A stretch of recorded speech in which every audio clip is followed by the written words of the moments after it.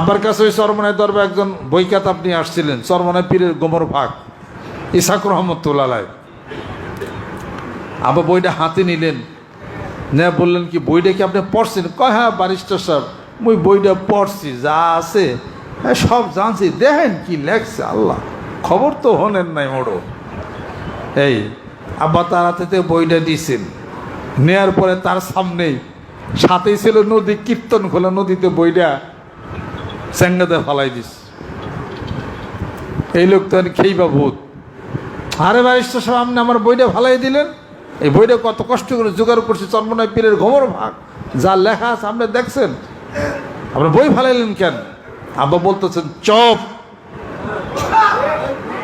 আমি যাকে পিঠ ধরছি তার সম্পর্কে কোনো কথা আমি শুনতে চাই না। আমি ব্যারিস্টার আজহার ইসলাম, যদি তোমার দ্বিতীয়বার যদি চরমনায় দরবারে দেখি, তোমার হাত তো ভাঙ্গা এই কীর্তন খোলা নদীর মধ্যে তোমাকে ফেলে দেবো। চেনো তুমি আমার? এই যে পলাইছে জন্মের মতো, এর নাম হলো মুড়ি দেওয়া, বোঝায়ের নাম। এই জীবনের সমস্ত কিন্তু এবং কেন সব কিছু পরিত্যাগ করে তোমাকে বায়াত মুরিদ হয়ে তোমাকে তোমার যেমনে চালাবো তুমি এমনি চালাবে। তোমার নিজস্ব কোনো কথাই তোমার নাই, নিজস্ব তোমার গতিই তোমার নাই, তবে না তুমি অভিষ্ট লক্ষ্যে তুমি পৌঁছতে পারবা। এটা সাংঘাতিক একটা জিনিস। এটা একবার ডাইনে, আরেকবার বামে, আরেকবার ইডা, এই সমস্ত হইলে করতে করতে তোমার ভিতরে তো ধ্যান খেলি তো তোমার ঠিক হবে না। কি এর বয়াত হবে, কি এর মরিতেছ তুমি? এটা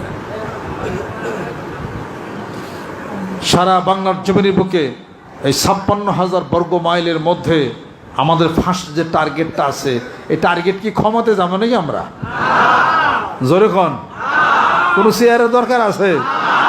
দূর উগিনার দাম দাইতে আমি ঘুরি না, কি কয় কিনা আমার জোর করে চেয়ারের বহে দিলেও আমার পক্ষে সম্ভব নাই কিনা, এইগুলো বুঝি না ওই সমস্ত পেঁচগুছুটা। আমরা শান্তিপ্রিয় মানুষ, বাংলার জমিনের বুকে আমরা শান্তির পক্ষে, শান্তি প্রতিষ্ঠা করতে চাই। সেই হিসাবপত্র মিলিয়েই আমরা কাজ আমরা চালাচ্ছি। আমাদের বিশাল টার্গেট আছে যে বিশাল পটলের বিল, পটলের চোখে মানুষ বসবে, আল্লাহ জিকির করবে, আকাশ বাতাস মুখরিত হবে। এবং সেই কথাটা সত্য। আব্বা একদিন বলছিলেন, কোন একদিন এমন সময় হবে তোমরা দেখতে পারবা যে বাস স্ট্যান্ড থেকে তোমাদেরকে নাইমা যাইতে হবে সালাম দিয়া। আব্বাইরা কইছিলেন তুতামিয়ারে, আমাদের গ্রামের তুতামে, অনেক আগে 30, 35, 40 বছর আগে করছিলেন। আবার সে আবার আমাকে বলছিলেন এই কথাটা, তুতামিয়া যত সহজে এখন পাইলা, এখন সাথে থেকে কথাবার্তা বলে, কোনো একদিন সময় হবে যে দেখবা যে বাস স্ট্যান্ড থেকেই সালাম দিয়ে তোমার ছেলে দেওয়া লাগবে। আল্লাহর ওলির জবান কি মিথ্যা নাকি? হ্যাঁ, কিছু কিছু মানুষ আছে আমার আত্মীয়ের মধ্যে, ওরা যেমন আমার বাবার বিশ্বাস করে না, খুব ভুল সিদ্ধান্ত, এটা ওরা হ্যান ত্যান, ওরা ওই তালা আছে, আলেম না বেশি বড় মুফতি না তোমার বাপে। এগুলো ঘটনা আর কি, কথা কাটতে ওর কাছে হলো ষড়যন্ত্রকারী, ওর কাছে হলো আলাদা জিনিস না। ওদের কথাবার্তা বক্তব্য বুঝেন না আপনারা? এগুলো বুঝেন না কিছু ঘটনা কি? আমি বলবো না আপনার কাছে প্রমাণ আছে কিছু?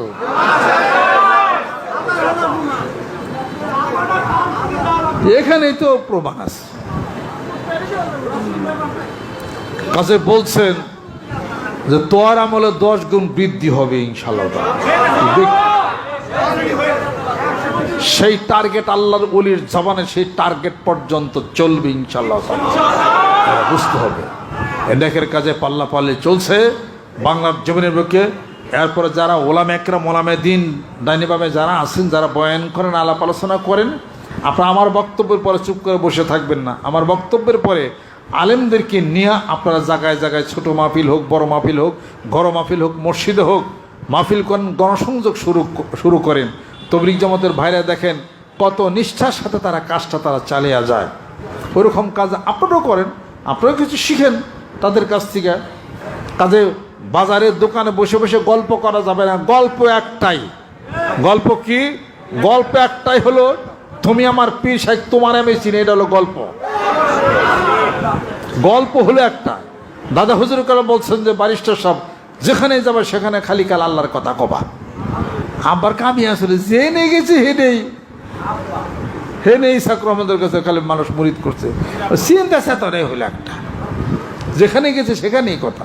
তুমি যেখানেই যাও তোমার ভালোবাসার মানুষের কথা তুমি বলবা, তবেই বোঝা যাবে যে তুমি আমাকে ভালোবাসো। তুমি যতটুকু পীর শাইখের জন্য পাগল, তোমার কথায় ওই পরিমাণ মানুষ পাগল হয়ে মুরিদ হবে। তোমারই যদি ভিতরে ব্যাটারি চার্জ না থাকে তুমি মানুষের কি কইবে, এইটা কও আগে। আব্বা একদিন বললেন যে দেখ গ্রামে কুত্তা চিনস না, এই কুত্তা যদি খেপে ব্যাগ মানুষের কামড়াইয়া ডিসি পেয়েছে সব সাঙ্গে যা। হ্যাঁ, একটা বুঝো না তোমরা, একটা কুকুর যদি খেপে গ্রামের মানুষ সবাই দরজা আটকায়। আর একটা মানুষ যদি সিরিয়াস হয়, আব্বা বলছে যে বি সিরিয়াস হও, সিরিয়াস হলে তুমি কার্যসিদ্ধি লাভ করতে পারবা। আর একটা মানুষ যদি সিরিয়াস হয় সে কি ঘটাইতে পারে পৃথিবীর বুকে? শ্রেষ্ঠত্ব জীব। আপনি একটা মানুষ যদি সিরিয়াস হন ওই জেলায় আপনি জাগাইতে পারবেন। আর আপনি সিরিয়াস যদি না হন, সকালে পান মুখে দেয় বাড়িতে খায়, ওই বাজারে যায় গল্প করে 1 ঘন্টা, 12টা যখন হয় তখন ঘুরি দেখে যায় আরে গোসলের সময় গেছে, গোসল কইরা খাওয়া দাওয়া করে রেস্ট টাইম বিকালে যাবার গল্প করে যায়, সে এই কাম করে যায়। এই যে মূল্যবান সময়টা আপনি যে নষ্ট করে দিলেন, আপনি যেখানে যান সেখানে বায়াতের কথা বলেন, মুরিদের কথা বলেন।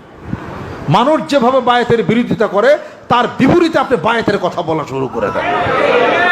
মানুষ যেভাবে পীর মুরিদের বায়াতের বিরোধিতা করে, জিকিরের বিরোধিতা করে, মানিকগঞ্জ দরবার শরীফের নেতৃত্বে আপনিও নেমে যান যে না বায়াত হওয়া আছে এবং জিকির আছে, বায়াত হওয়া আছে, কোরআন শরীফ 4 জায়গা আছে, বুখারী শরীফ মুসলিম শরীফের মধ্যে আছে, আপনিও নেমে যান উল্টা প্রচারে। আলহামদুলিল্লাহ।